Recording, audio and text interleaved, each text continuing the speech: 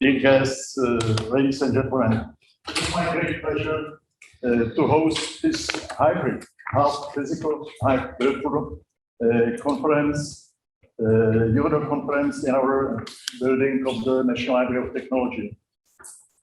It was the idea from the very beginning of the planning for this building to be a place not only to collect and share information resources and make them accessible to students, however, also to be a place of social gathering, place of vivid exchange of ideas. You have come here for 2 days that would help you in making your doctoral education better organized, more professional, in line with ethics and personal integrity, and last but not least, also more pleasing and balanced. I believe that will be usefully spent time.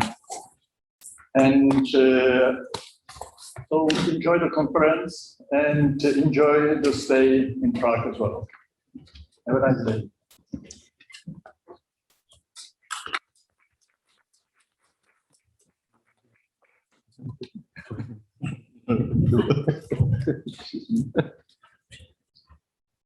Thank you everyone for coming and be here at the Eurodoc Conference 2021.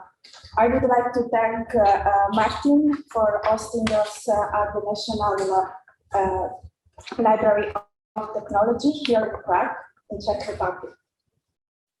We are emotional and very enthusiastic to be here because this is hybrid form with some participants here represent for us a hope after this COVID pandemic. What is Eurodoc? Eurodoc is the European Council of Doctoral Candidates and Junior Researchers. We are founded in 2002 in Girona, and we are now based in Brussels. We are a grassroots federation composed by national associations in 25 countries. We represent early career researchers, which means doctoral candidates, so starting from the first year of the PhD till the R2, so the postdoctoral researchers. Our mission is to advocate for positive change in the policy, in the culture, and environment that affect the quality of the training, the well-being, and the employment condition of early career researchers. The annual conference for us represents the most important event of the year.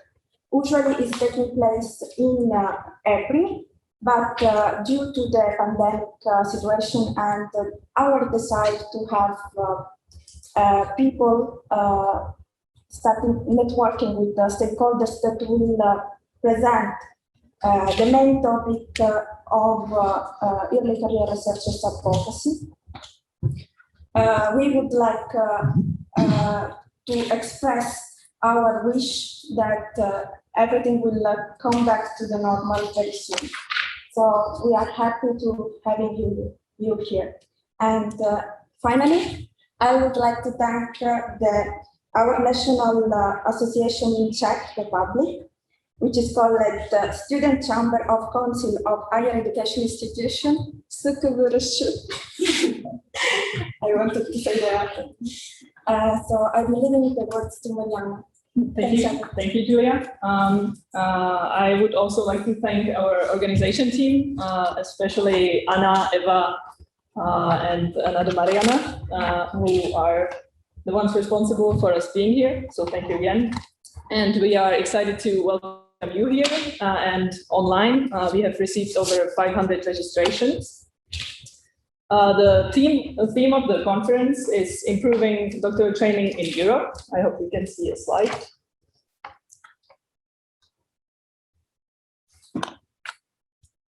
which is a hot topic here, because the Ministry of Education, Youth and Sports passed improving the efficiency and quality of doctoral training as one of the priority objectives of the strategic plan for the period from 2021 onwards. So in order to cover this topic, we have divided our conference into 2 days and 6 sessions. Today, we will start with an introduction, the first session covering doctoral training across Europe. Thank you.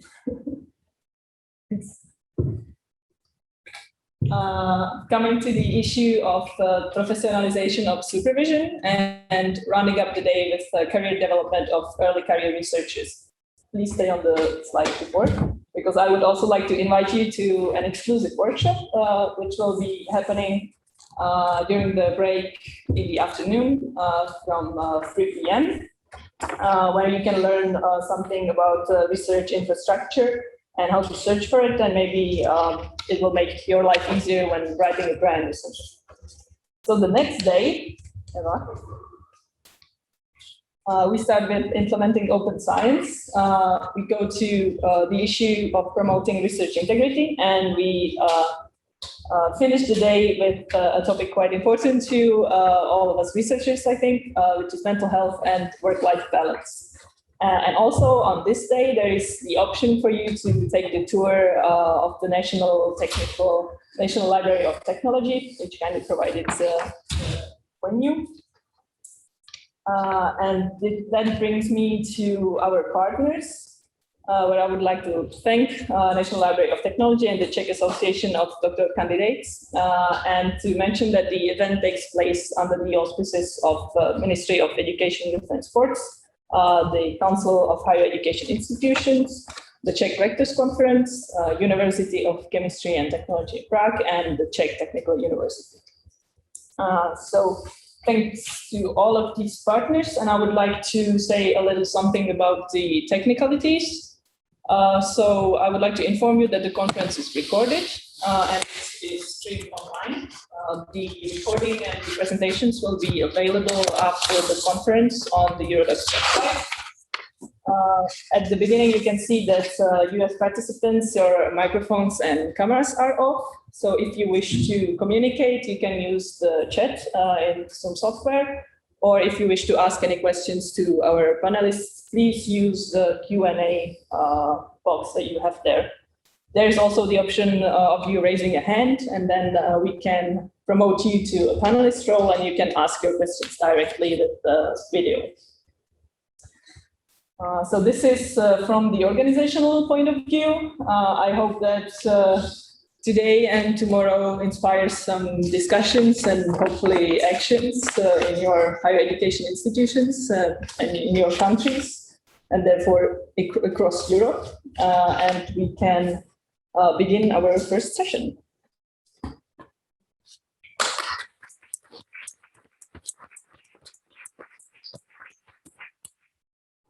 So our first session will give us an introduction into the issues we are facing in doctoral training and some goals to which we are aiming.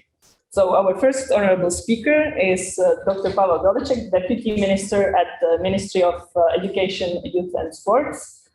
He is in charge of the conception and realization of higher education, research and development policy. He is also in charge of international cooperation and legislative framework. And he will introduce us to the topic by presenting the situation and possibly the vision for the Czech Republic. So please, Doleček, the floor is yours.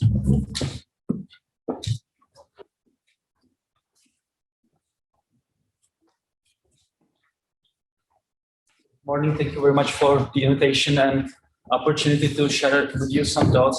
I've prepared a brief presentation with, let's say, 3 or 4 main remarks, and I hope I can fit in the 15 minutes framework that I've been given. Please cut me off if I overlap too much, but probably I will overlap a little bit.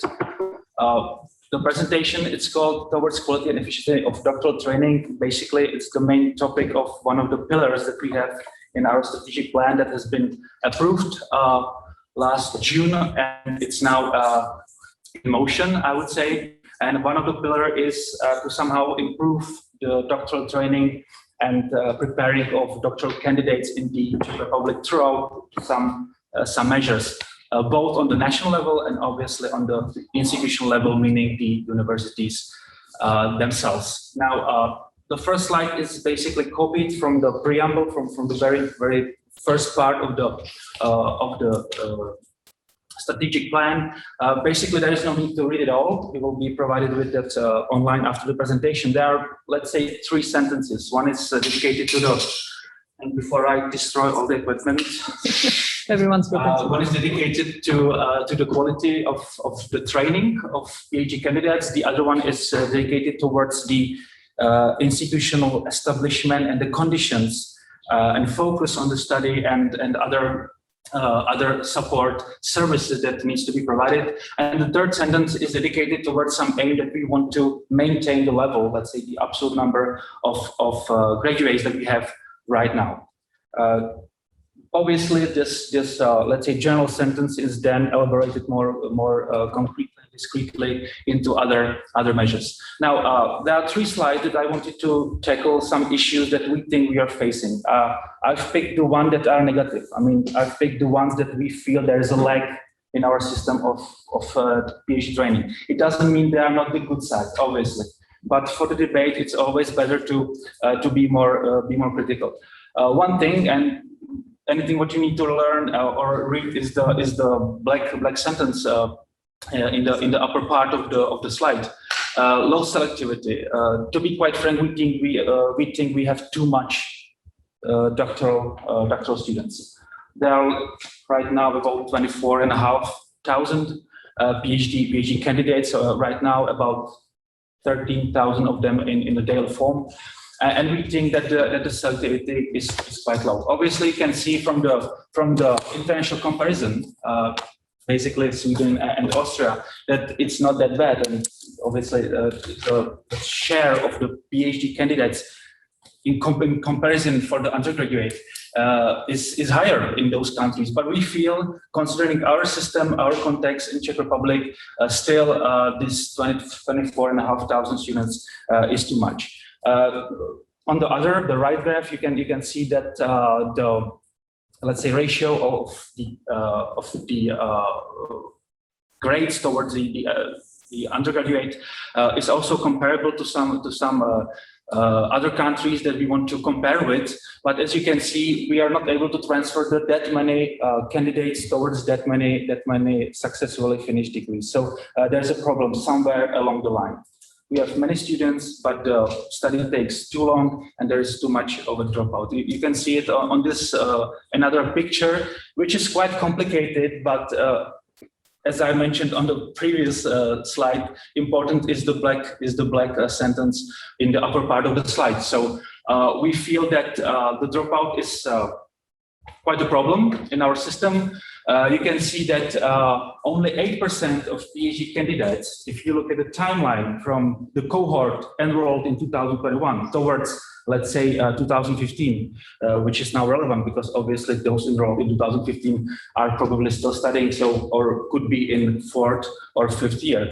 Only 8% of those graduate in expected time, so within 4 years, which is quite, I would say, terrible. And if you look at the long timetable, only 44%, if you look at the cohort enrolled 2010, because many of those enrolled in 2010 are still studying in 2019, when you see that we have the latest data.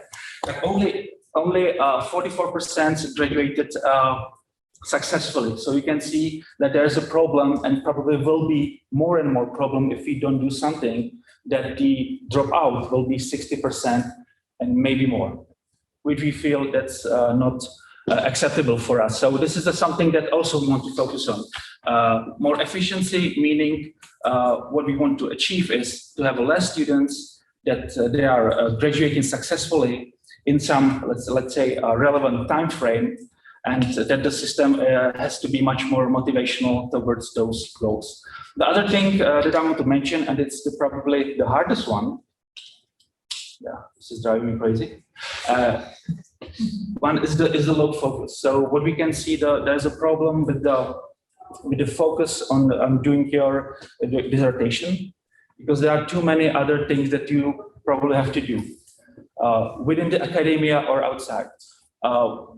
We have some student surveys from the doctoral survey. The data is quite old, but we will do another one this autumn. So if we meet each other again a year from now, we will have the latest data. But there's no need to think that the situation is otherwise, because we have other surveys that basically confirms those basic theses. That if you look at those two pictures, you can see that the students feel they don't have, or sorry, the candidates feel they don't have as much time for their thesis as they should be. Obviously, it differs based on the fields of study, but overall, there's too many other things they have to do and not focus on their thesis, and therefore there's a problem with the dropout and the all efficiency of the training itself. So those are the issues that we tackle.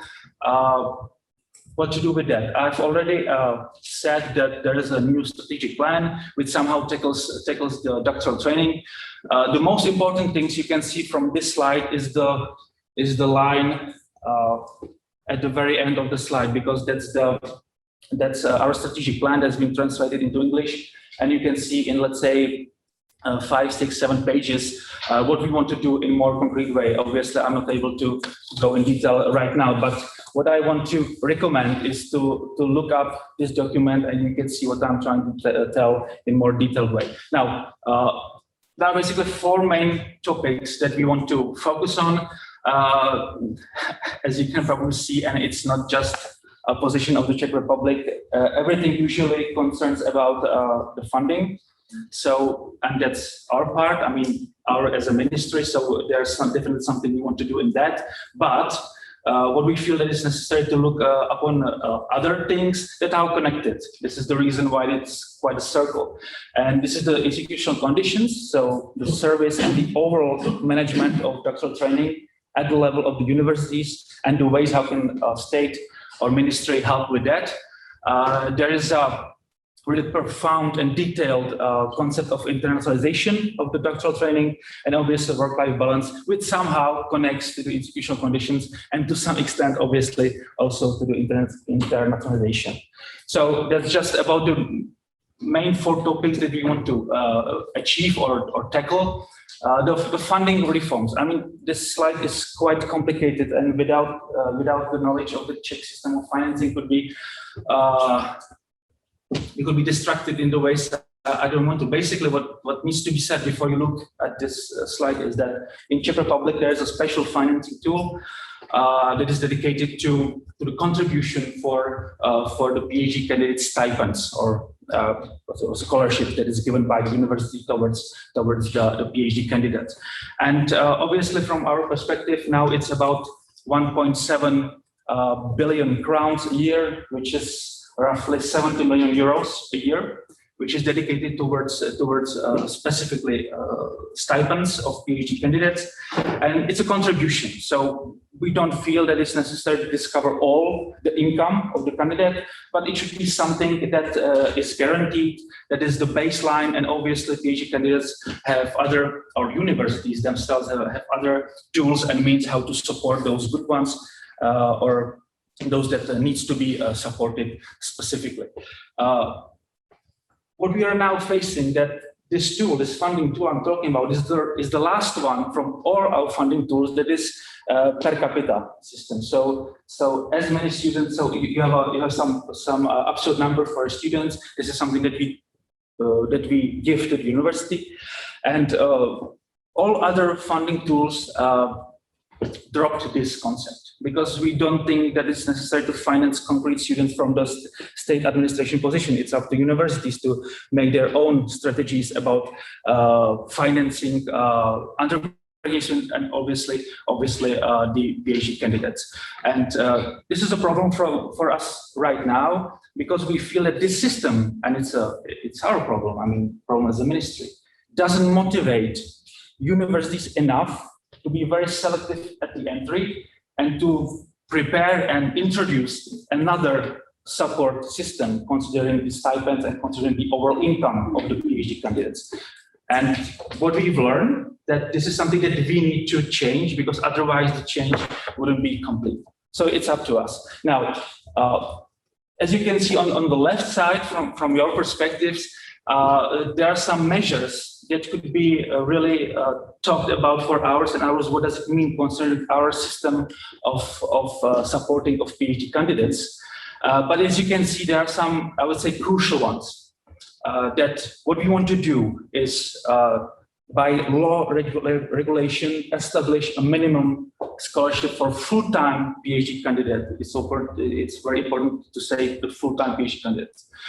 What we want to do, and that's the, I would say, that's the hardest part of all of this, is the second one, that we want to define what is the workload for the full-time PhD. What does it mean to be full-time PhD, considering that the full-time PhD is receiving some stipend? We want to, let's say, destroy, or we want to stop funding per capita system in the tool I've already talked about. So we want that this tool is part of the institutional funding of university as such. And obviously, if we do this minimum scholarship by the law, we should be definitely higher, significantly higher than is right now.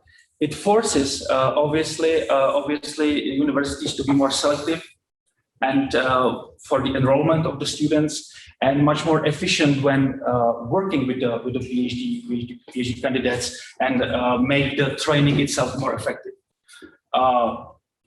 At some point, that's the other thing that needs to be done, is that we can introduce the PhD graduation rate. So it's the topic of the dropout itself, to the budget allocation, considering some parts or indicators of funding. They are based on competitiveness, so the universities compete with each other for those money. It's so indicator T or K, it's K. From those of you from Czech Republic know what I'm talking about. So this should be more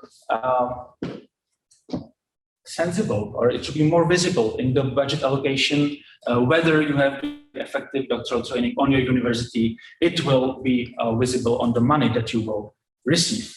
And obviously the last one is that the selective entry, higher graduation rates, and the stable amount of PhD graduates, this is something from the preamble I've already talked about, is something that we want to also introduce. On the right side is basically, in few words, what I've already said right now. Those are the outcomes, or this is the target that we want to achieve. So more transparency, the essential expense coverage. Obviously, there's a debate. What does it mean that your essential expenses are covered? Candidates dedicate a certain amount of time to their studies and research. That's the, I would say, most trickiest one. Institutions, meaning the universities, are motivated to allocate the funds efficiently, because if you need to give the students more, obviously you will look more closely what you're receiving, or what's the performance of the students. I'm sorry, PhD candidates, this will take some time for me to get in mind. PhD candidates, I'm sorry about that. Institutions are rewarded for effective support. This is something that I already mentioned, that on the overall budget of the universities, there will be indicators somehow reflecting how efficient your PhD training is on the overall university. And obviously the outcome that should be, that is for us very important, is the fewer on the PhD. This slide somehow tackles what needs to be done in form of regulation on some next steps. Now, a little disclaimer here. Obviously, what we feel is necessary to amend the Higher Education Act, that we have ability by the law establish the minimum stipend that students is supported by.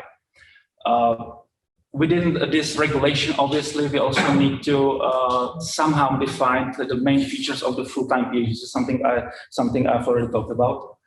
Other thing that we want to go, and it goes, I'm sorry, too soon. Other things that we want to do is to amend the standards for accreditation. So we feel that in the standards for the accreditation of doctoral programs, there are some lags that we want to cover and cope with, especially concerning the workload, but the greater support, the greater candidate support and quality. I'm talking about the standards for the supervisors. I mean, the concept of the internationalization within the study programs and the demands for it and requests for it for the candidates. Obviously, I mean, other things as that international experts should be much more integrated in the committees when defending the thesis and so on and so on. This is something that should be embodied to the accreditation programs. And the last thing is, I've already talked about it, so introducing new financing indicators, so there's a motivation for the universities to really take a closer look on the way they tackle the PhD training and PhD candidates. Now, just to prove that this is something that is going on right here, right now. Throughout, let's say, summer months, we will be in drafting phase. So there will be some initial concrete document from the Ministry of Education, Youth and Sport that will be discussed throughout August. In fall, we want to provide a stakeholder consultation, something more formal one. So there's obviously the Chamber of Higher Education Institutions. There's a Czech Directors Conference. Obviously, we need to talk with CHAT, with the Student Chamber of the Council of Higher Education Institutions, and so on and so on. This will be more formal discussion.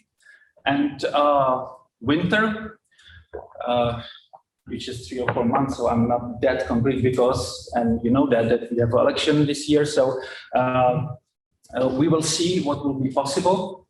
But we want to present the new minister and the new government draft of document that is acceptable for most of the stakeholders and could be implemented right when the next government is appointed and is functioning, let's say. So this is something that we are now discussing, and to be quite honest, there's many things that will be very hard to discuss, especially the workload of the PhD candidates. And I mean that there is some interest from the position of the Ministry of Education, Youth and Sport. Definitely there is a position or strong opinion on the side of the universities, and definitely there are the candidates themselves. And obviously public policy as such is somehow finding the common ground of that. So we have some idea. We will see what will be acceptable for the universities, because there is no need to push it by force. That never helps anything. But on the other hand, we need to do something that will really make the PhD training more efficient, and I would say,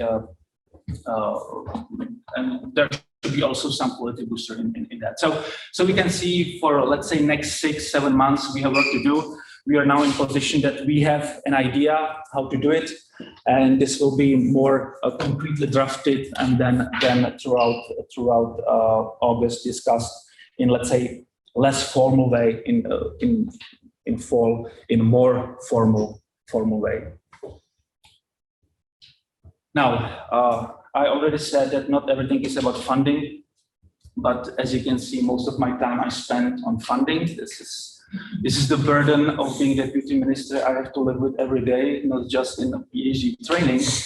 But I just wanted to briefly mention some another topics that are incorporated in the document. I recommended you to read, and that we does not forget other quite important things that needs to be tackled. And I have very good news, because we are now discussing the strategic plans of the universities. I have personally been with 23 out of 26 public universities. So I've talked almost to every rector there is in last 5 or 6 weeks. So you can see that within the discussion on the level of universities and in their strategic plans and priorities, you can see that many of those topics are reflected very intensively. And I'm very glad there is a rector of of University of Chemical and Technology University here in Prague, that also specializes on the doctoral training. And as you can see, not just him, but many other rectors feel that the improvement is necessary, and I'm glad that there are measures on the institutional level that will be carried out.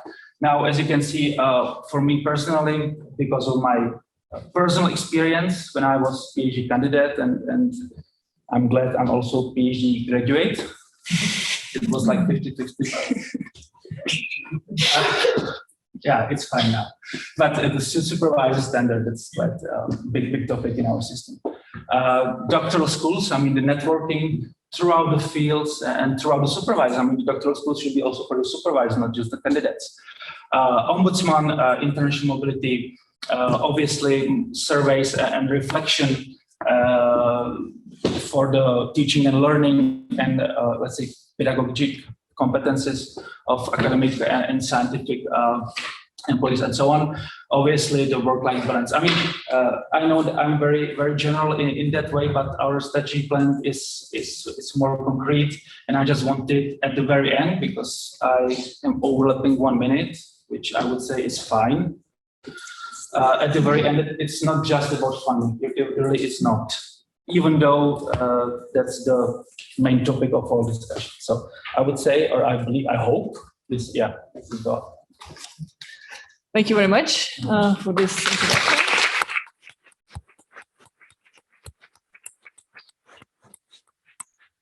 I think I will leave the questions for after the presentations, because they seem to be they seem to need a bit more time to discuss all of them. All the short ones were already answered, I think.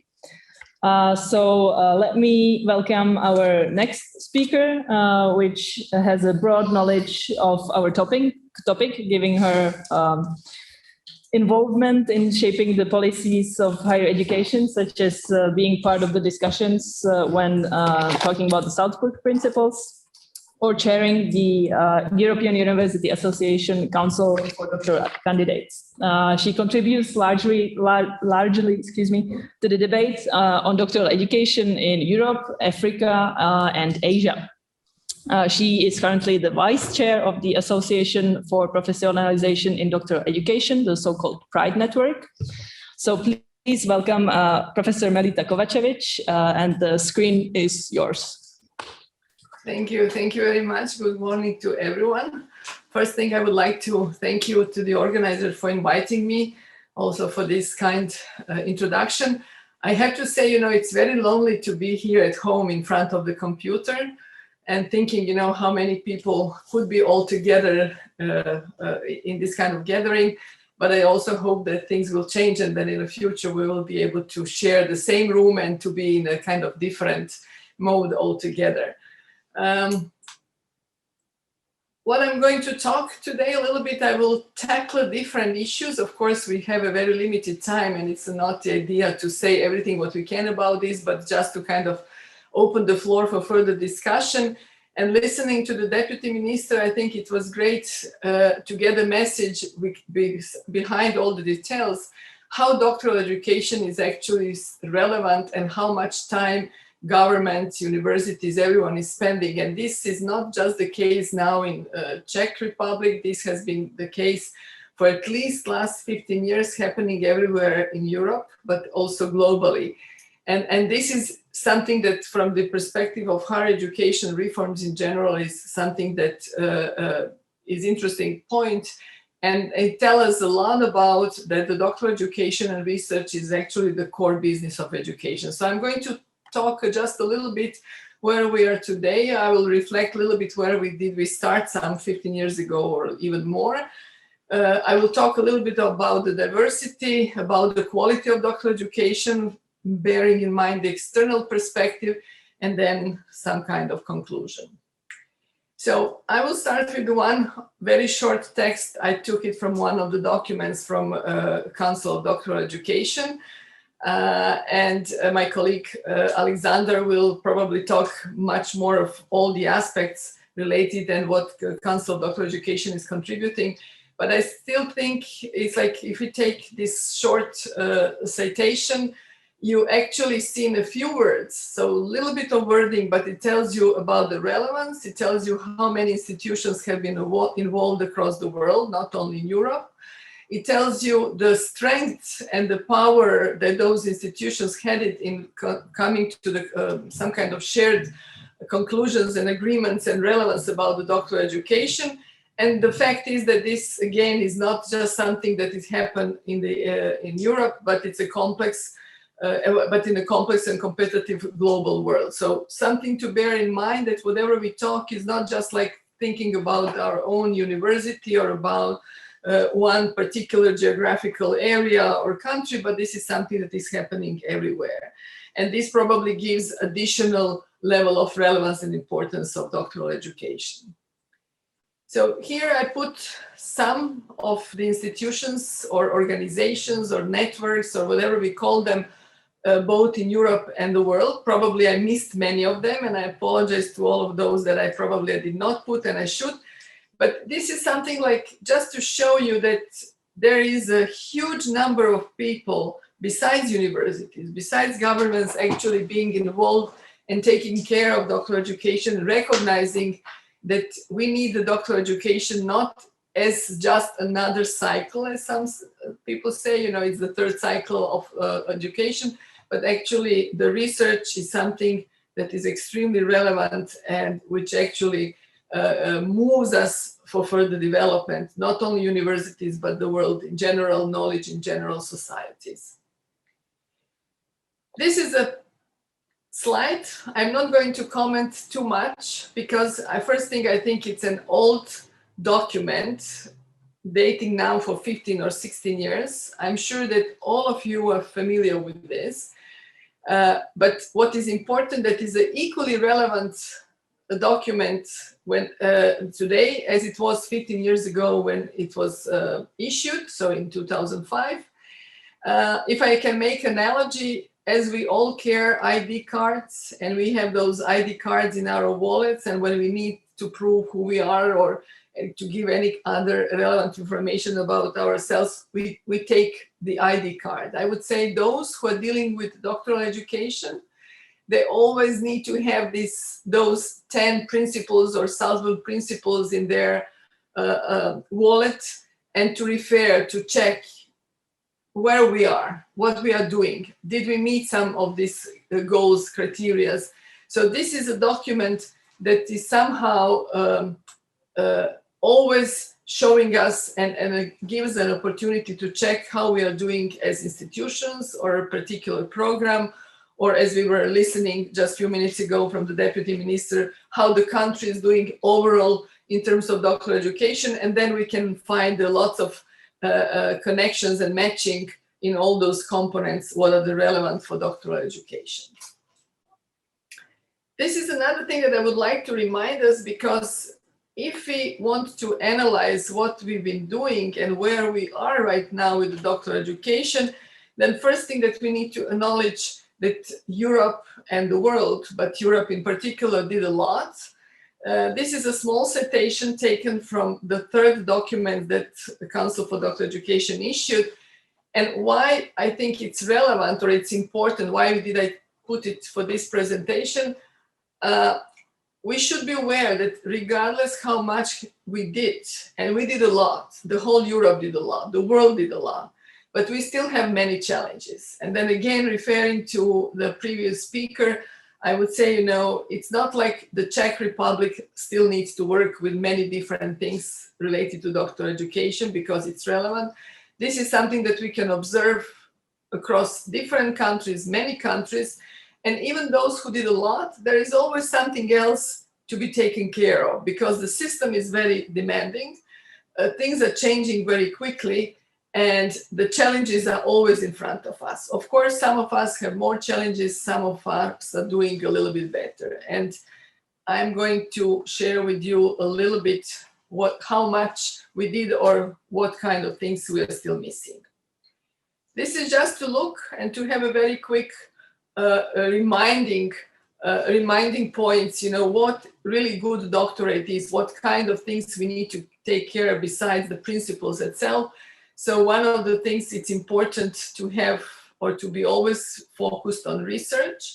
And again, going back to the previous presentation, we did hear a little bit that there are some other things that are put on the table for many doctoral candidates, and this could become an obstacle to be efficient enough to finish in a shorter period of time, etc. So, I mean, research needs to be really in the focus of everything what we are doing in doctoral education. And this is not just something that the doctoral candidates and supervisors need to take care. This has to be started from the system level, and then of course goes down to concrete doctoral candidate, supervisor, and his or her research. Another thing which is crucial, and this actually finds the capacity for doing research in general, but then the doctoral research as well.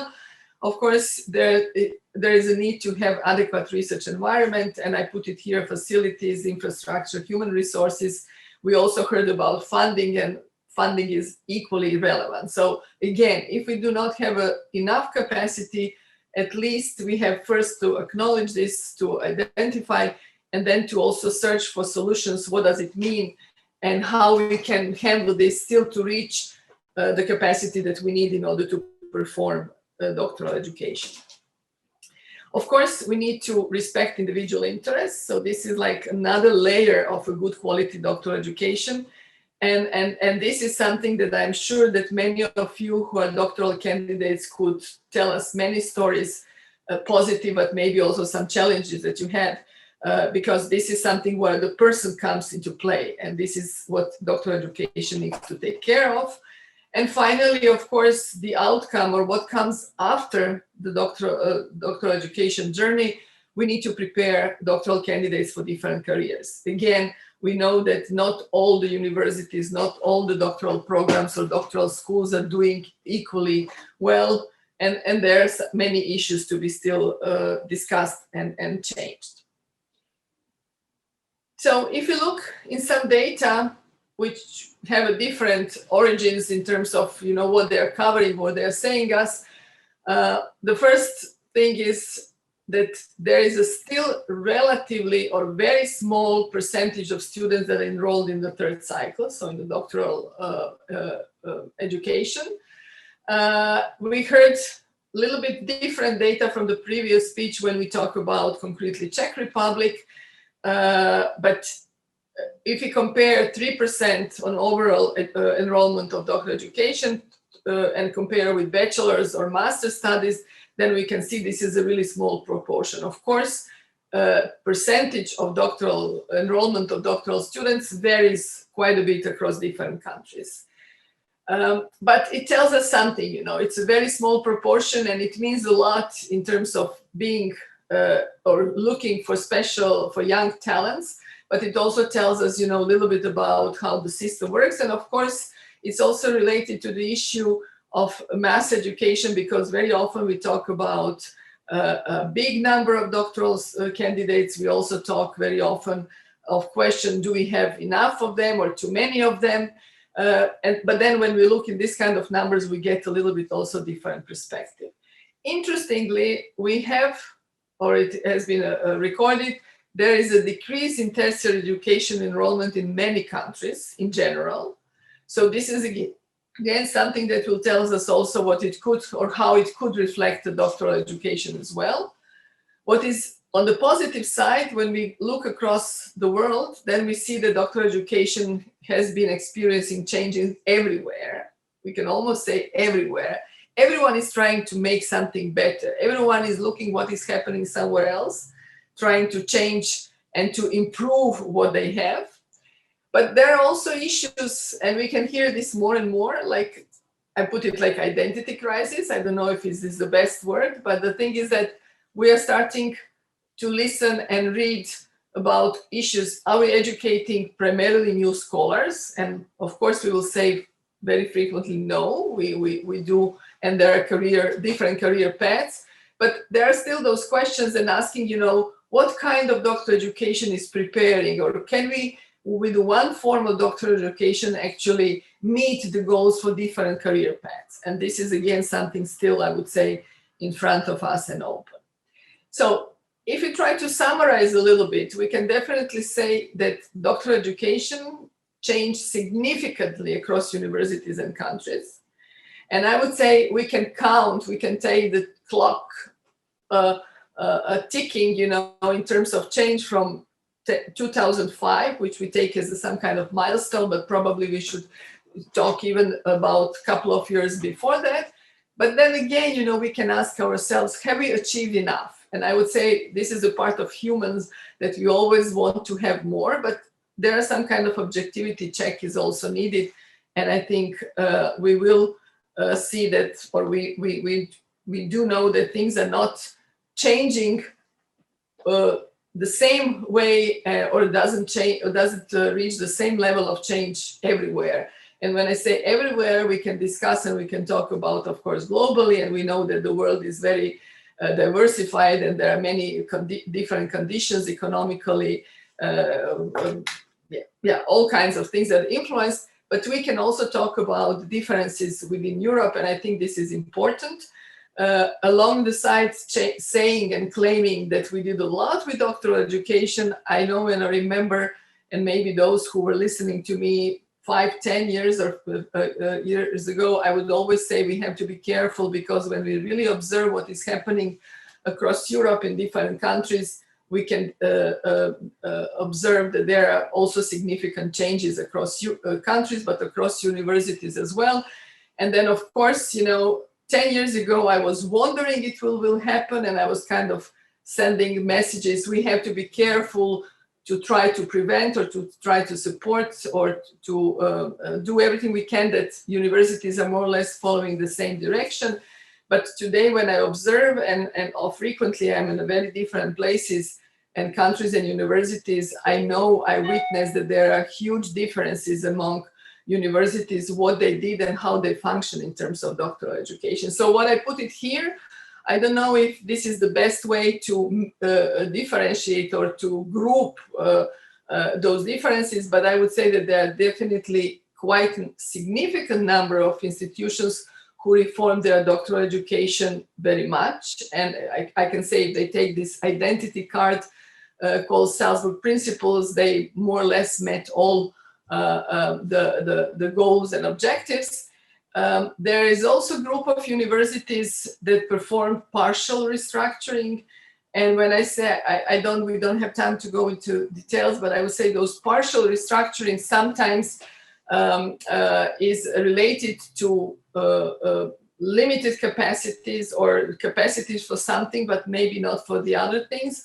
But there are also other reasons why the full restructuring is not really happening. What is also important that sometimes when you look at those institutions or those parts of Europe where performed partial restructuring happened, sometimes it goes more from the top down. So you see that some restructuring has been done from the governance of universities, academic leadership, or anyone who is in charge of doctoral education. But then when you look from the bottom, when you go down to the level of supervisors and doctoral candidates and particular programs, things are a little bit different, and the vice versa. Sometimes many efforts are put in changes from supervisors, from doctoral programs, from institutional units, but when you get to the top of institutional governance and management, there is no much interest there are not so many things going on. And finally, the third group, which is probably the most, something to be most concerned, and those institutions still exist, of course, globally, but also in Europe, that there are serious challenges in capacity for change. And when I say capacity, we can talk about different components of capacity, financial component, human resources, infrastructure, etc. So of course, living in this kind of institutional reality or research context, it's not easy to make changes. And of course, again, the question is, what does it mean and how to go about this? So what if we go on a more analytical level, or if we want to tackle some more concrete things, I would say there are many things. I just collected here a couple of them. So it's one thing is that doctoral education in some places is still led by individual supervisors. So it's still. Excuse me, Melita, I have to hurry you up a bit. Yeah, it's still, thank you. It's still, sorry, more or less one-to-one relationship. There are dominance of courses. Their duration lasts sometimes much longer than 5 years. Candidates, doctoral candidates have a very different positions and treated very differently. And finally, supervision is still a weak point. Okay, so we have a lot of diversity. This is what we have been saying. But the question is, you know, how much diversity is a really good diversity? Is it every diversity good, or we need to do something about this? Everything what I said up to now is related mostly to internal perspective of quality of doctoral education. So what institutions, what the system can do. We should not forget that in many countries, evaluation of doctoral programs or doctoral education is done externally, not everywhere, but in some countries, yes. We can have a different components of for the evaluation. I put some, we don't need to have, there may be some others as well. But again, if you look what very often agencies do, they actually take the approach to doctoral programs as to bachelor and master programs when they're evaluating them. So we see the mismatch in between everything that we've been saying, starting from reform, starting from institutional perspective, including the government perspective. But then when it comes to agencies or for quality, sometimes there is an issue. And to finish, this is my last slide. I'm not going to conclude because I think that we raise more issues to be discussed further or to be analyzed further. I listed here a number of questions. It's like, I can say which diversity is optimal. We can talk about the quality of doctoral programs.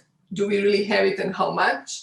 We know that there are many different doctoral schools. So it's like, again, you know, which doctoral school, or can we say that some forms of doctoral schools are more effective than the others? Very important question is like, what is the reason that some institutions are very slow in implementing changes besides what I said? And finally, you know, we can ask ourselves, will doctoral education change in the future? Will be diversified in a different way than we were talking about? So I still think, as I said it in one of the slides, there are still many challenges for all of us, regardless how many who did up to now. Thank you very much. And I apologize for taking a little bit longer.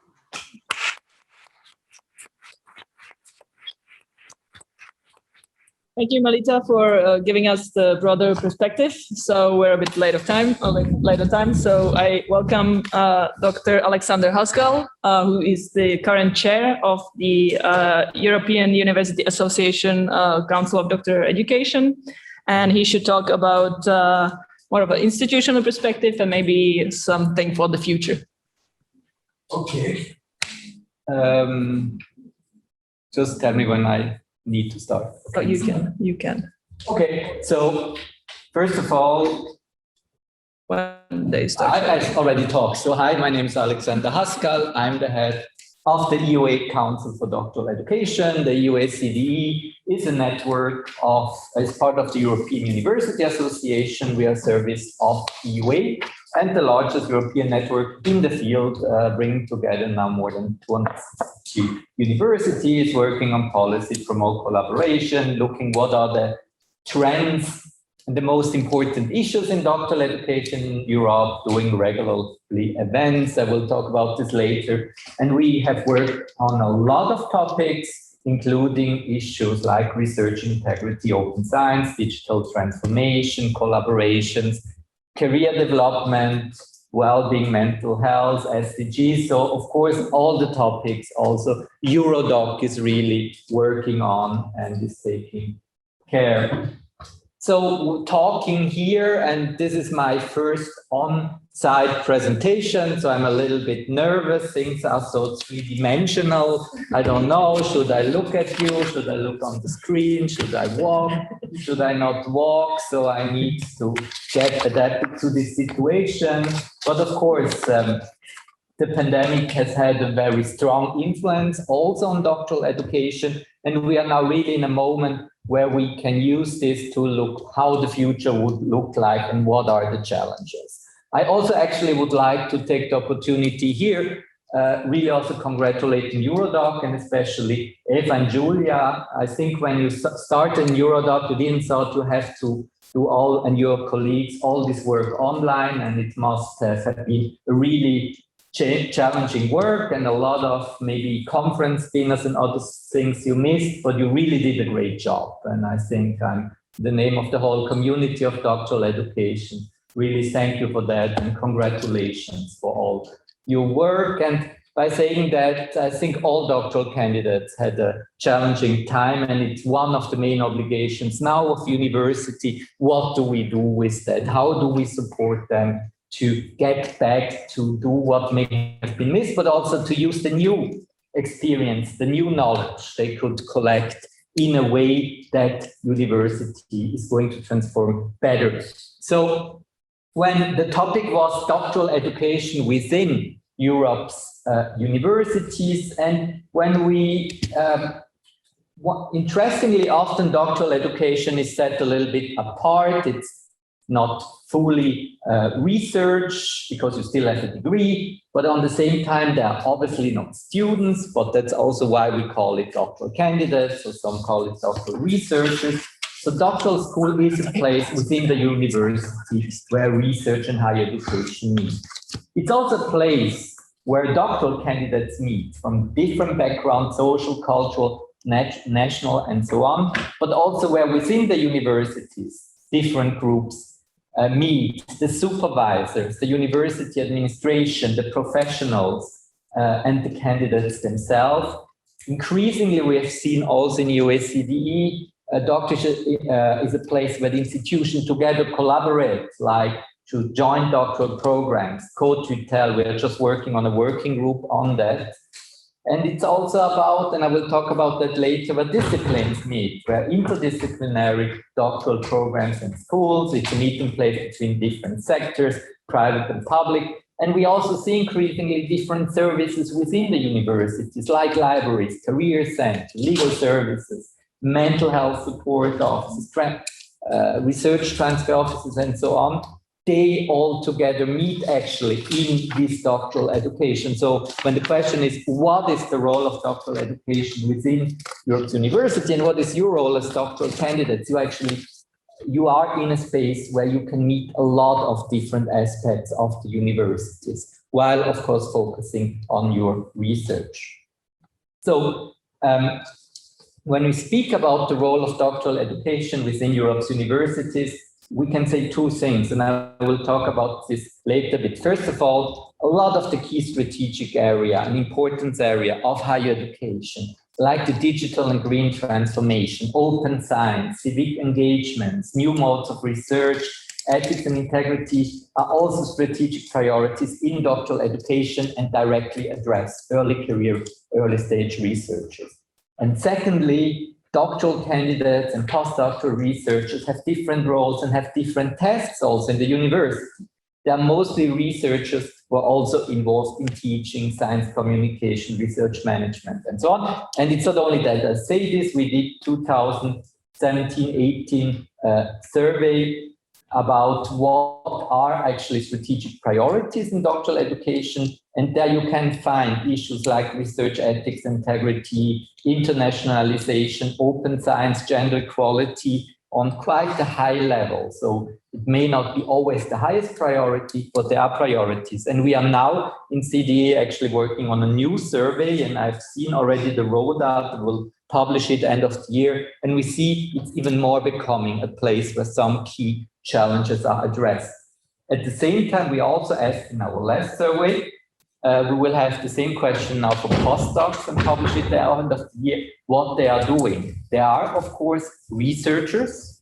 I mean, that's what Melita said also about Salzburg. This is in the center, but they do more and more other things like research-related administration, teaching-related administration, and so on. And I think this leads to exactly the questions after we'll have about the duration of the doctorate, about what should it entail and what not. So now I would like, what are the key challenges, or some key challenges, or we use all the time the word challenges, we can say important areas of activities, whatever. First of all, obviously, the digital transformation. There are now new forms of digital training, communication, and collaboration. And also, for instance, such events like these hybrid events, which is also one of the first hybrid events I've been. So also here you are quite groundbreaking. And usually it's like doing two conferences, an online conference and an on-site conference. So this will change how we do doctoral education. And in our survey, we are now working on each other also. Universities are preparing for that. And this is a place which will affect a lot. Secondly, there is an increased focus on data in research. Now, when we have now the survey, which will come out, we saw about half of the universities now have included research data training or in most of all of the doctoral schools and programs. And 2/3 of universities actually consider fair data. And this is quite new. I would say some years ago, people were not even aware what this is.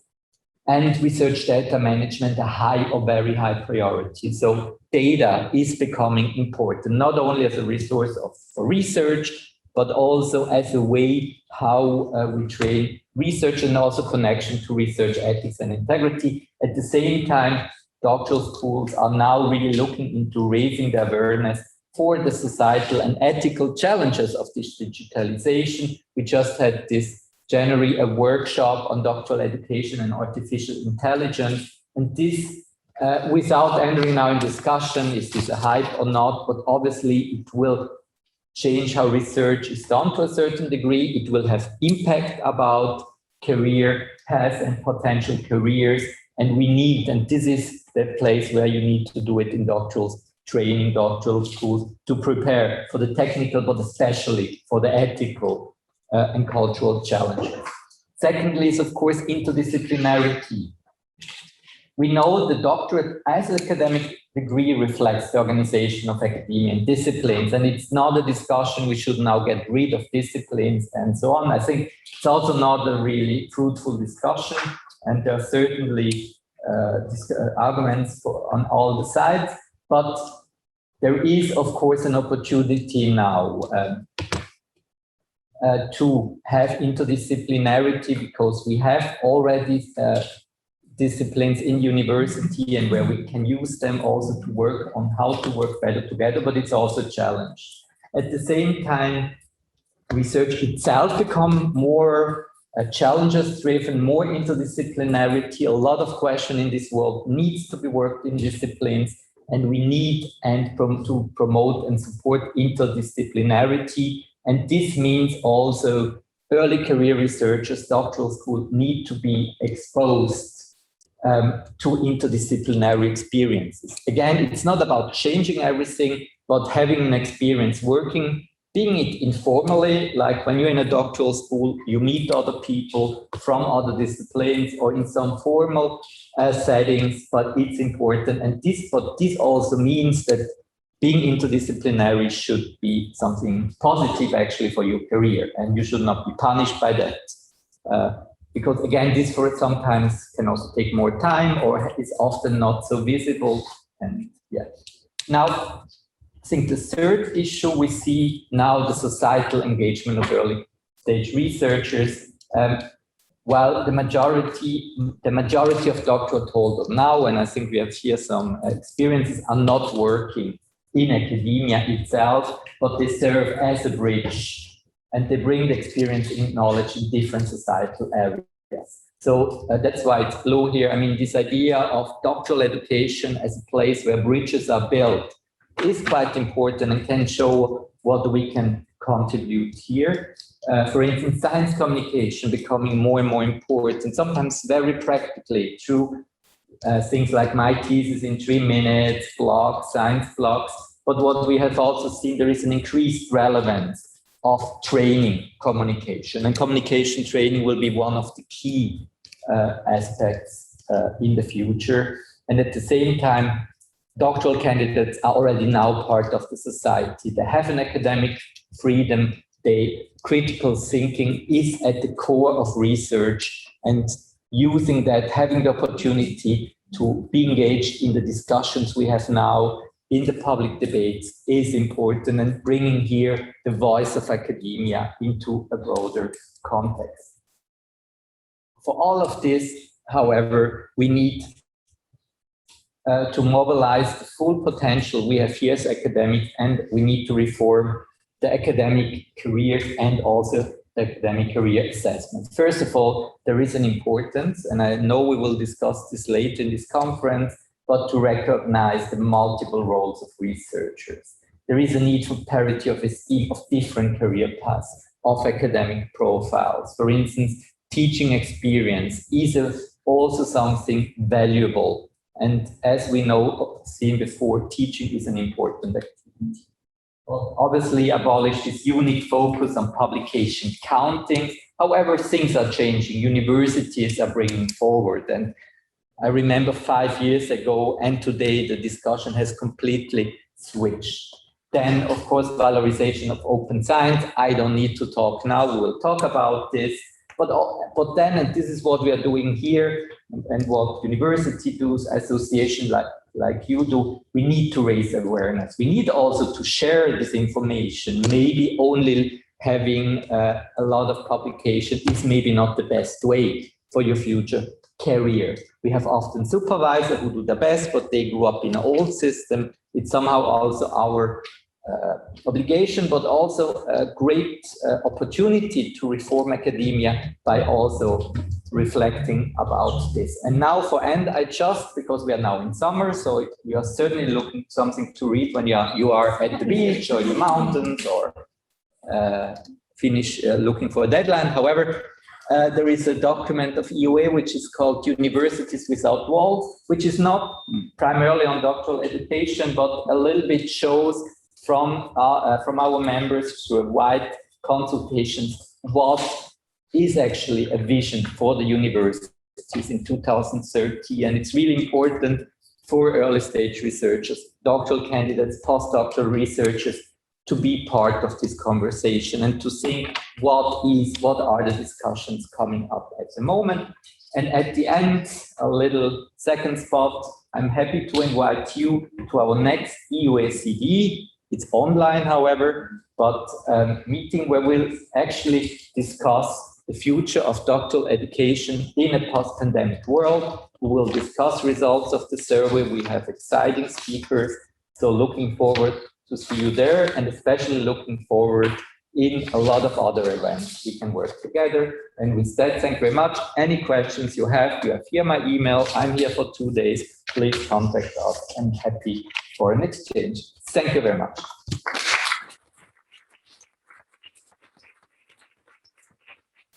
Once again, Alexander, for this inspiring presentation.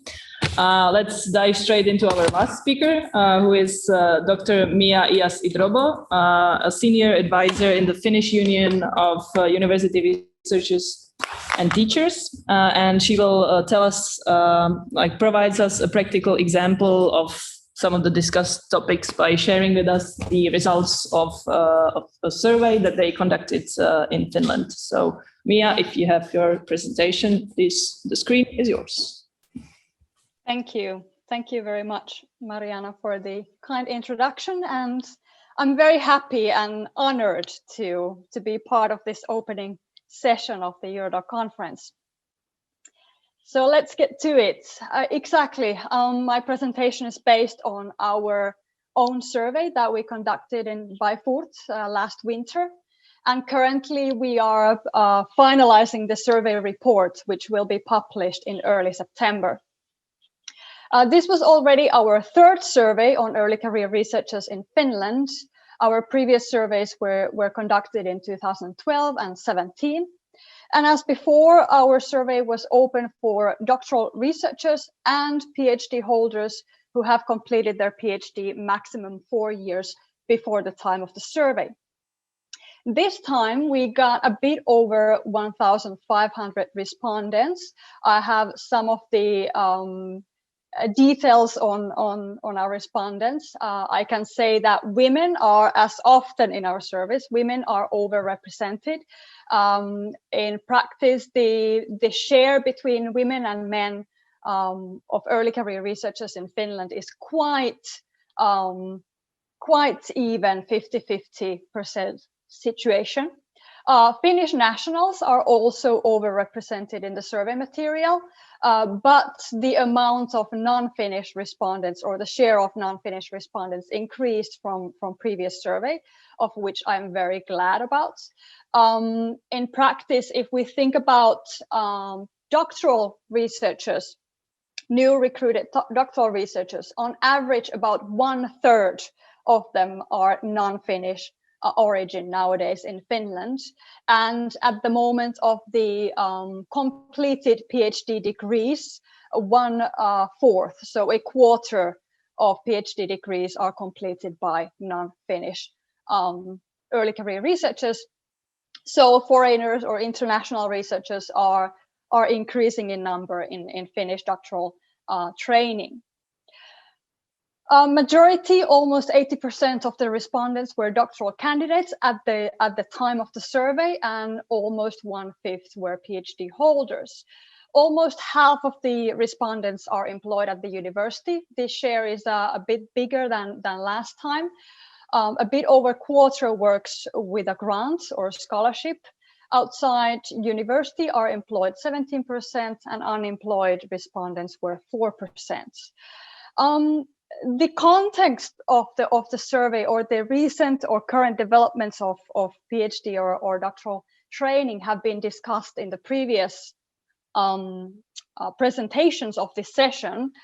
In addition to that, I can say as a background to our survey is that since 2010, universities in Finland have founded their own doctoral schools or doctoral programs.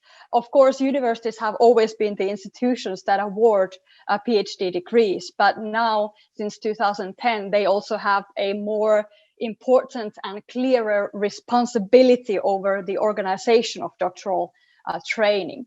So what we wanted to find out with our survey was that, since doctoral training is in transformation in many ways, how these developments come into practice. Now, one of the main findings that we have in our survey compared to our previous one is that the time to complete a PhD has become shorter. You have the differences between branches of science here in the table, and you can compare the results of last winter to the previous survey. Altogether, as an average, the time to complete a PhD in Finland takes, based on our survey data, takes about 5.7 years, whereas last time it was over 6 years. In Finland, time to complete a PhD is not limited, but the structure of PhD training is often presented as a 4-year full-time research. Still, we can see that the time to complete a PhD takes longer than the 4 years ideal. And here next, I have the main reason for that in the Finnish context. In Finland, full-time research, and not only PhD research, but in general, full-time research is usually done either in employment or under a grant, so with different kinds of scholarships, grants, and so on. Both are often, especially in early career stages, both of these funding modes are often short-term and not enough, unfortunately, to secure the funding for the whole PhD project. Here we see the results of this time's survey, how many funding sources the respondents had for their PhD projects in total, if they had already completed their degree, or so far, if they were still doing their PhD work. And of course, the outcome or the consequence is that if your funding is scattered, fragmented to several periods of time, then the time that should be used in your actual research work is done or is used at the time to seek for the continuation of funding. So funding applications take time from the actual research work. We also ask about supervision. in the way of how often the respondents discussed with their PhD supervisor and how satisfied they were with the frequency of the supervision and the quality and content of the supervision. Majority of respondents are satisfied with the frequency and quality of supervision, but of course, this leaves also almost or about 1/3 of respondents who hope for improvement still. So this is something, of course, that needs to be taken carefully look at when we think about the improvements in PhD training. Now, of course, the frequency or quantity of PhD supervision, does not mean directly that it's also the more often you discuss with your supervisor, the more quality you get from the supervision. Of course, that's not the case, but the frequency of supervision implies the regularity of supervision, and that, of course, can have a positive impact on the graduation times. What we find out was interesting between the branches of sciences, the differences was that when we also asked the respondents' experience whether they felt they were working as a part of a research team or independently. In those fields of science, when the respondents worked more often as a part of a team, they also got more often supervision or talked more often with their supervisor. Whereas in fields of science, for example, like humanities, law, or business, when the research work itself is more independent, then the frequency of supervision was also less. Now, we asked the respondents which title they preferred for those working on their PhD research, what title would work the best, and the results are rather telling. Clear majority of the respondents prefer the title PhD or doctoral researcher, and that's why I also use this term. Only 6% of the respondents prefer the title doctoral students. And especially from the open-ended questions, we got reasons and arguments why doctoral researcher was seen as important. Well, first of all, the first part, doctoral or PhD, expresses clearly the job content or the career stage that these people are in. And then the researcher versus the student supports the professionalization of the early career stage. And also what has been discussed actively in Finland lately is because, as I mentioned before, research can be done either in employment relationship or under a scholarship. People see that the same title is important for both employees and grant researchers. So same title should be preferred regardless of the type of funding. One of the positive notes of our survey, latest survey, was that career support has become more common in doctoral training in Finland. And this was a topic that was under a very active discussion after our previous survey in 2017. And many universities have done a lot to improve and develop career support during PhD training. But on the other hand, what we found out from our survey is that still the main type of career counseling is discussion with one's thesis supervisor. This was most common experience among the respondents. Other types of career counseling are listed here. For example, networking events, career guides and other material, or some, almost a fifth of the respondents had a representative from another university or research organization in their follow-up group. 9% had been part of a mentoring program. We also asked about different kinds of mobility and cooperation experiences during doctoral training. And as we can see from the table, when we asked about mobility between organizations during doctoral training, the most common form is international mobility to another university from Finland to abroad. So this was experienced by 39% of the respondents. However, outside kind of structural perhaps or official perhaps mobility, respondents said, and majority of them, 65%, said that they had otherwise cooperated with actors outside the university sector. So we can see that early career researchers are active in networking and cooperating with actors outside their university. But what kind of cooperation this is, I cannot go into details as our survey does not provide it, but it is it's a good notion to see and very good result to see that networking and cooperation is very common and active. About career prospects, we asked what kind of different career prospect, not as job content, but as a labor market sector, what kind of options the respondents saw interesting.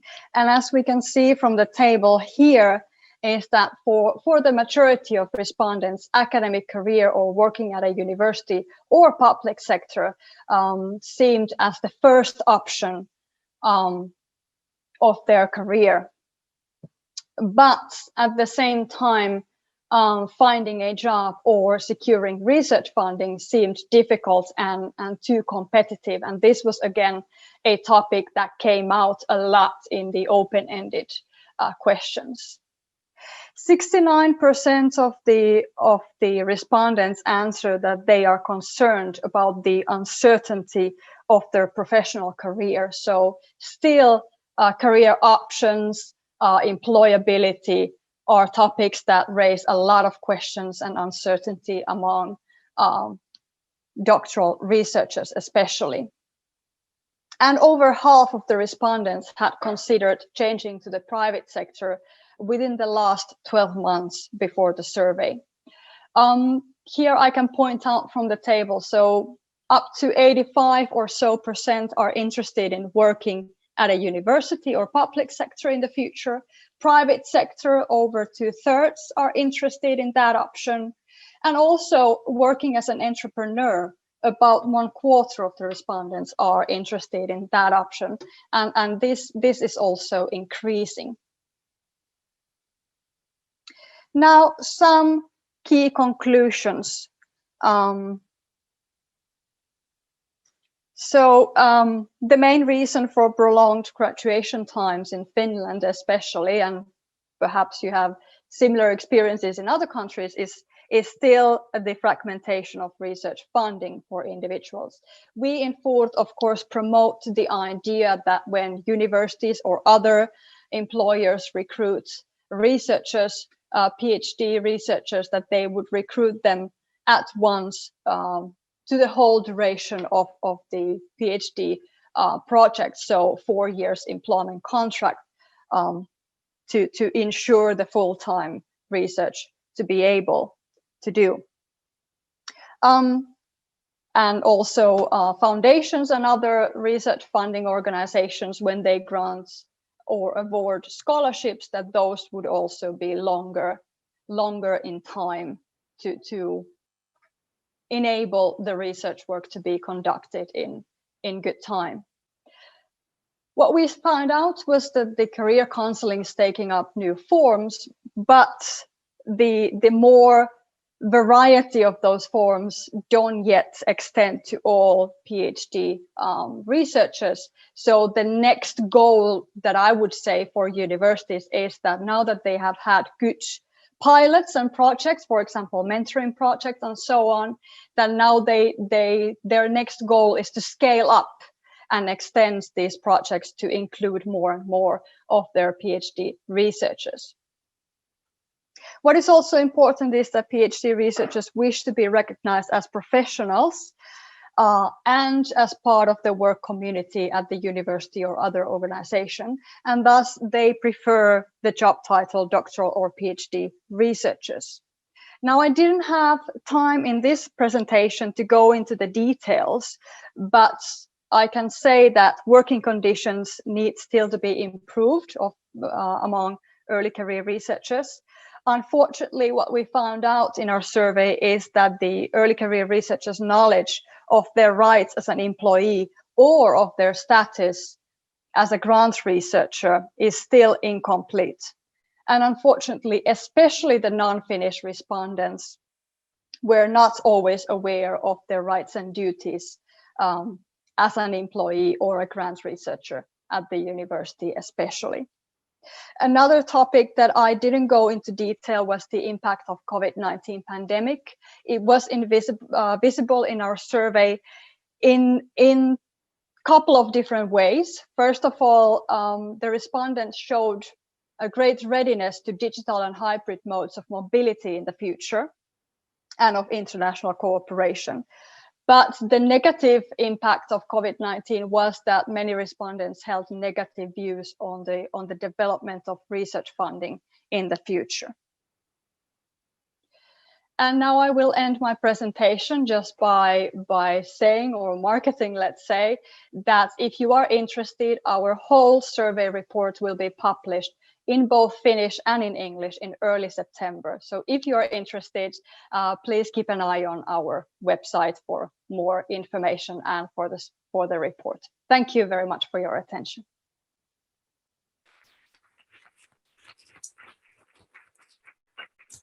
Thank you, Miia, for this rather interesting presentation.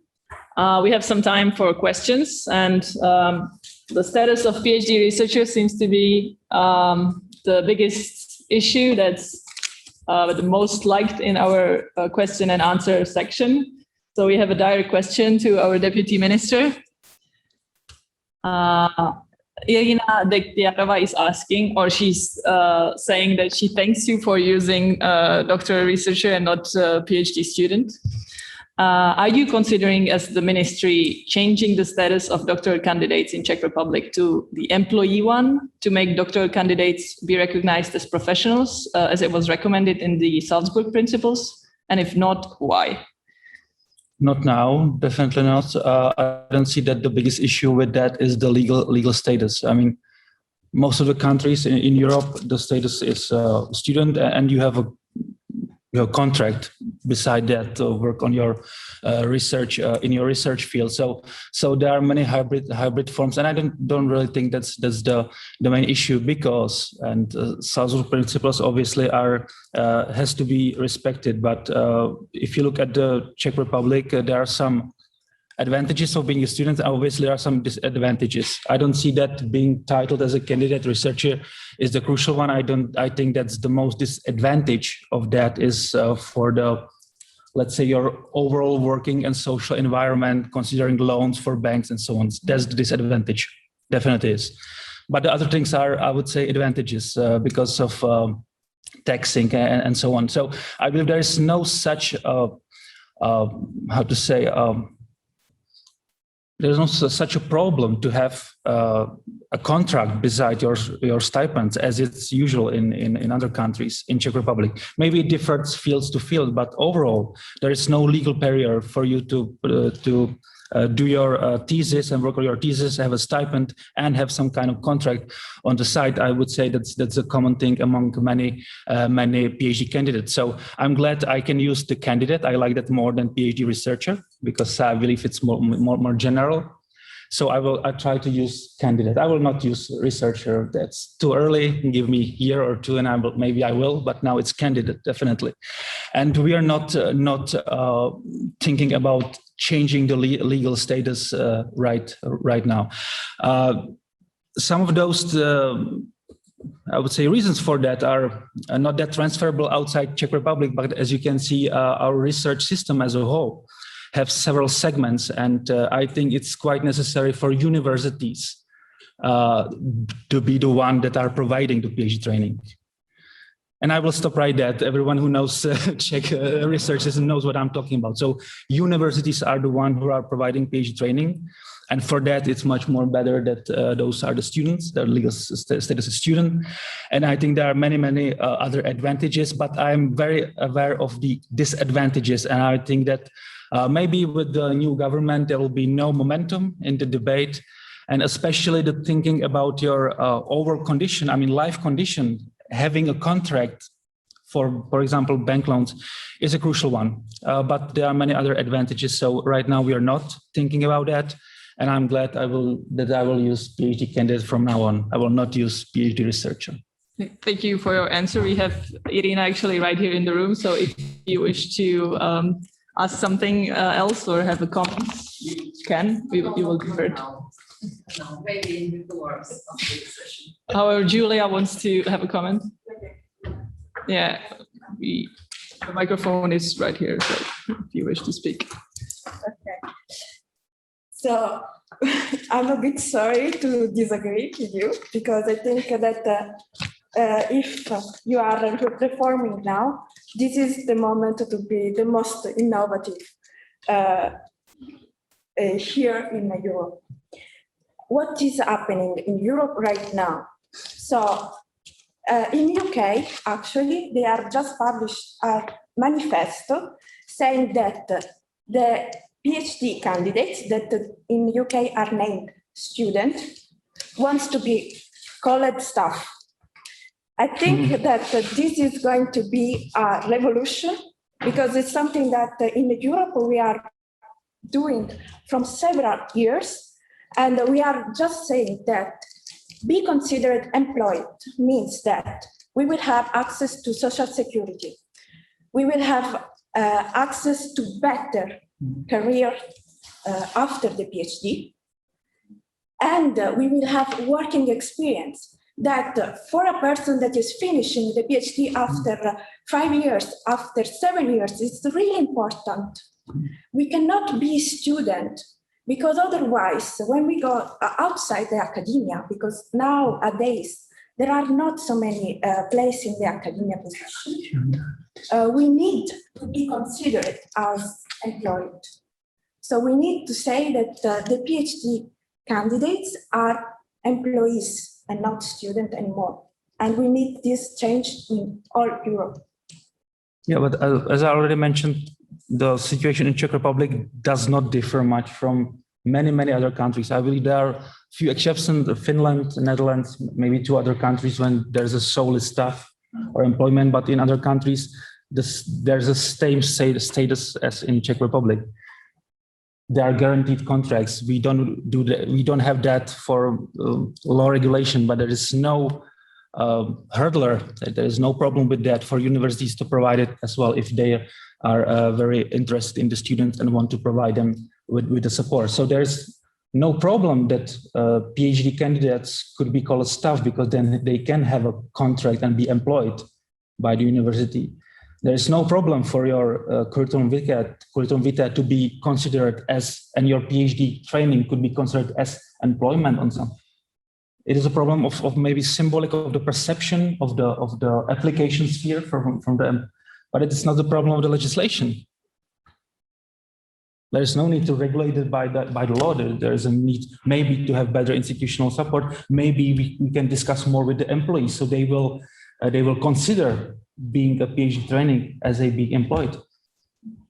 But is that issue of the law regulation? Is there have to be law regulation for everything? And again, I want to say, we does not differ from most of the European countries. I can see that this is a problem for the PhD candidates, but you have to think of other things. If there are staff, not students, there will be no stipends.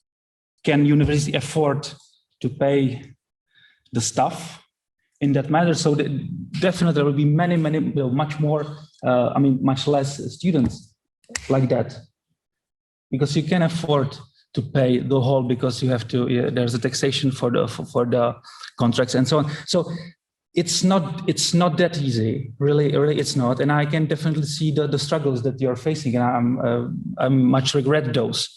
but I don't think that the crucial thing is whether in the law you're considered as a student or employee. Apart from things that I already said, or obviously there is a difference, but from the point of view that you presented, I don't think it's the crucial one of being legally considered as a student. There are, I would say, much more crucial problems with being a student within the PhD training than those you mentioned. But I'm glad that I've heard that, because if this is something that PhD candidates all around Europe feel as necessary, there is definitely something that we need to be aware of.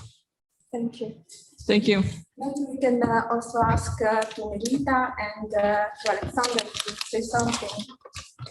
If you wish to comment on the status of. I mean, thank you, Marita. I think it's a fascinating discussion. Now, I really don't want to enter into the Czech legal developments. I know we see a Rectors Conference and a lot of universities who are really into this discussion. So I think it's important to discuss this, and that you are here also looking into this kind of issues and working on it. And it's indeed the diversity in Europe is here. It was already mentioned several times. And I think very much looking forward to see how the discussions in this country are going on, and they can definitely inspire other parts of Europe. Thank you. Thank you, Julia. Is that all?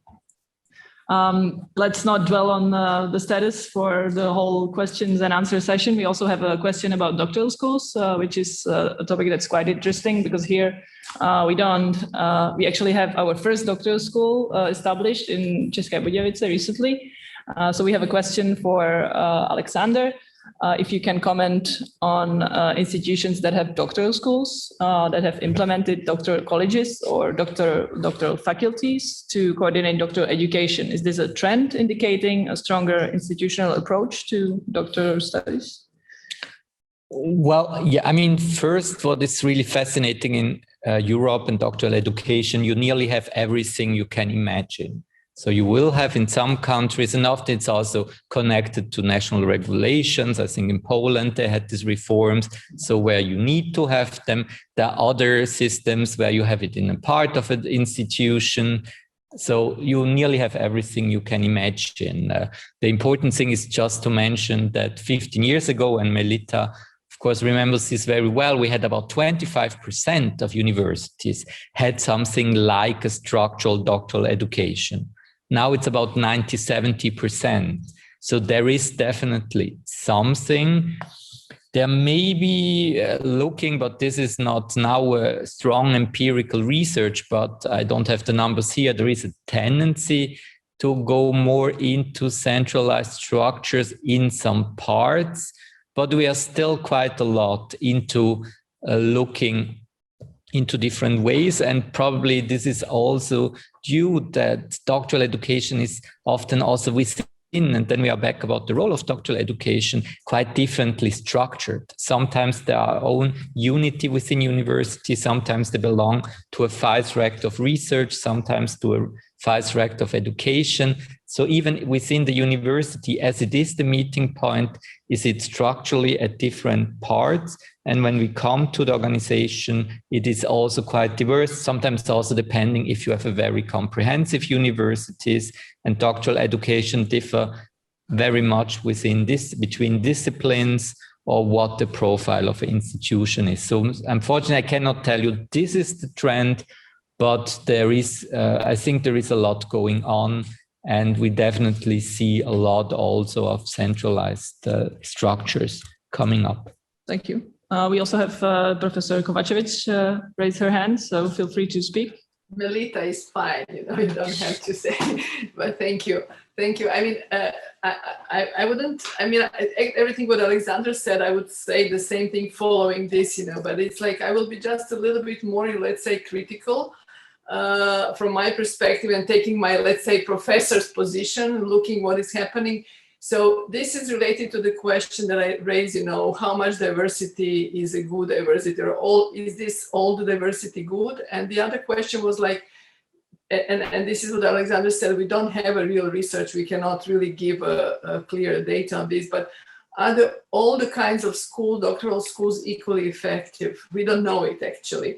But what I observed, going from different places and looking at different systems of doctoral schools, sometimes I have to say, I noticed it was just kind of a cosmetic change. It was like more or less the same system, just got the title or put, and said, okay, now we don't have a program or we don't have a singular study. Now we have a doctoral school.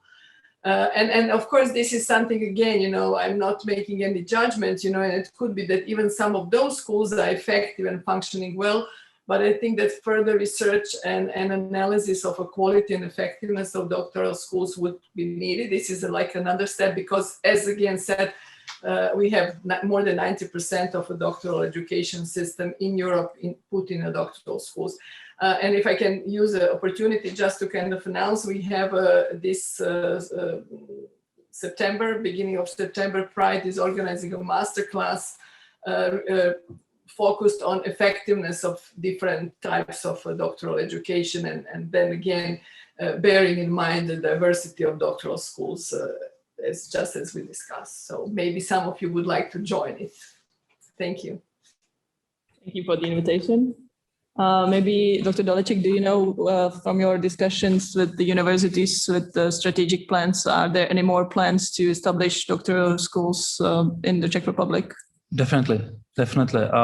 Not all of them. And as I mentioned, I've been through 23 of the 26 public schools, but most of them are planning some sort of doctoral schools to be established. Obviously, the scale differs because it's a networking tool. It's not something that you get accredited and so on. So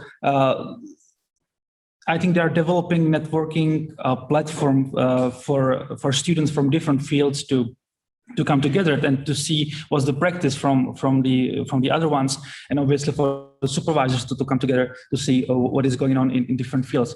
And I think that's one of the tools that not just serves the PhD candidates as such, but it also serves for the universities to be more tied up together to see what's going on. So they are not just a confederation of faculties that is going on their business and they are not looking everywhere. So I believe that the merit from this let's say measure or tool is not just about the service and bettering the quality of the PhD training, but also it serves as something that tied up university together. So, as I mentioned, the scale and the ambition is different. There are universities, I will not name those, that consider themselves as a research universities, obviously, with a much larger share of PhD candidates from the whole share of students or undergraduate candidates, or how to say.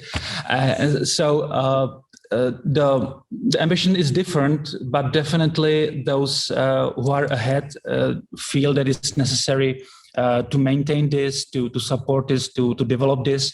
And obviously we are giving some financial resources for development of those. But I can agree with Melita, obviously that is something that needs to be at some point in a time future evaluated, whether it's efficient or it's just that you go for a pleasant lunch with somebody and there is no outcome for that. So you can see definitely this is something that we have to reevaluate after some years, because definitely this is not that developed tool in Czech Republic that we can see that everything is going smoothly. That's definitely not the right, but we have to give it a chance, I would say. Miia, we have one question for you regarding your presentation. If you have the knowledge of the percentage of doctoral candidates who have only one funding source, I think it was there. Can you? Thank you. Yes, I was just checking it. This time in our latest survey, we formulated the question a little bit differently. So this time we asked 1 to 3 funding sources, and that was a bit over half of the respondents. Now, of course, we need to be aware that can have the variation of those who have 1 or 2 or 3 funding sources, and also if they have completed their PhD already or are still conducting it, so with the potential of getting or receiving other funding sources later. I checked our previous 2017 survey, and then the answer or the percentage to one funding source for PhD research work was 23% of the respondents. So a little bit over 1/5 or a little bit less than 1/4 had one funding source, and others had more. Okay, thank you. Thank you. I hope that covers the answer as well as it could be answered. Does anyone here have any questions? I mean, we are out of time. Yeah, I know, but we could maybe squeeze one in. I think she has one. Okay, so maybe if we can hear you. Several questions. Can you? Yeah.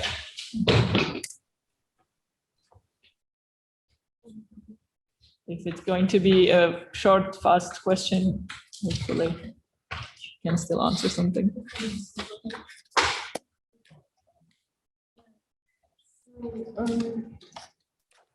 Very fruitful, this conference, because it brought truthful conclusions about research studies and about research students, which I would like called research students, not candidates, because candidate means candidates, scientists, and it's CSC, so it's different actually title. So Mr. Alexander Hasgall, head of EUA, I have a question. What are strategic priorities in doctoral education by your means? Because you just gave this question, nearly a question to me, to audience. So if you could tell us. Okay. I have more Yeah, questions. you can. Okay, we don't have. Let's just answer this one because I'm sorry, I don't think we'll have time for more than this one question. It's about this collecting data, which should be abolished, but it's quite strong, I think. So the abolished data about for the researchers is quite difficult to do, but it's true that it's a part of most of studies collecting the data for researchers, but the practical task is sometimes on contrary abolished to the data studies. Okay, I will ask Alexander to answer your first question. So just I can answer this. Yeah, we only have time for one question. I'm sorry. Okay, sorry if I take the privilege to answer this, but it's a really fascinating question because we discussed this quite a long time. What is a strategic priority? So often when you see strategic priority, doesn't mean this is now the biggest problem or it means something is going wrong. But strategic priorities, how we use it here is to say, what do universities think here we need to look at, here we need to invest resources, which are the areas where we need really to work on and where we have to engage with. So this was what we considered here strategic priorities. And again, the strategic priorities of this service really show there are priorities in the core of doctoral education, like supervision, like career support. And then you have the big policy teams like research ethics, integrity, internationalization, and so on. And the big challenge here is and will be take into account that doctorate take a certain time and doctoral need to focus on on doing their research. It's also their right to do but on the same time, they have an important role and the future in their jobs, they will be confronted with a lot of different opportunity, how we can bring this together. And this shows that there is a need to discuss these priorities, to find a way to include them into the training and to have a better understanding what they mean for doctoral education and how to frame them. Thank you. I think this is a nice finishing touch to this session. I thank you all for participating. We'll now turn off the Zoom webinar and log in before the second session, which starts at 1. And see you at lunch.